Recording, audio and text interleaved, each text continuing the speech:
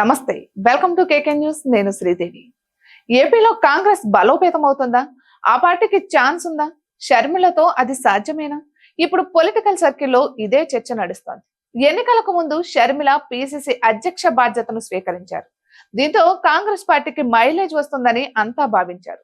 అయితే ఈ ఎన్నికల్లో ఘోర పరాజయం చవిచూసింది కాంగ్రెస్ పార్టీ. ఒక్క షర్మిల మాత్రమే కడపలో ప్రభావం చూపించారు.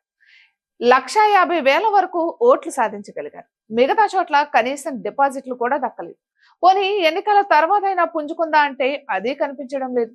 ఇక వైసీపీ ఓటమితో ఆ పార్టీ నుంచి చేరికలు పెరుగుతాయని అంతా భావించారు. కానీ ఒక్కరంటే ఒక్కరు కూడా పేరు మోపిన నేత కాంగ్రెస్ వైపు రాలేదు. ఈ తరుణంలో కాంగ్రెస్ పార్టీ ఏపీలో బలపడగలదా? అందుకు తగ్గ ఛాన్స్ ఉందా అంటే అదే కనిపించడం లేదు. మరోవైపు జాతీయ స్థాయిలో సైతం కాంగ్రెస్ పార్టీ మళ్లీ పరాజయాల బాట పడుతోంది.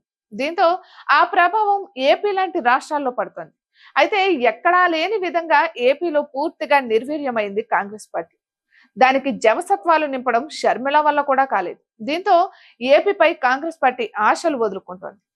కాంగ్రెస్ పార్టీ బలపడాలంటే అది జాతీయ స్థాయిలో బలోపేతం అయితేనే సాధ్యం.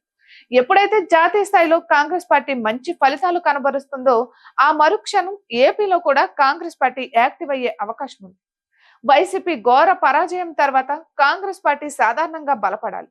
ఎందుకంటే వైసీపీలో ఉన్నది కాంగ్రెస్ పార్టీ శ్రేణులే. అయితే జాతీయ స్థాయిలో కాంగ్రెస్ పార్టీ బలోపేతం కాకపోవడం, వివిధ రాష్ట్రాల్లో ఘోర పరాజయం చవి చూడడంతో అటువైపు వచ్చేందుకు వైసీపీ నేతలు ఇష్టపడడం లేదు. ఇక కర్ణాటకతో పాటు తెలంగాణలో కాంగ్రెస్ పార్టీ గెలిచింది. అప్పట్లో ఏపీపై కూడా ఆ ప్రభావం పడింది.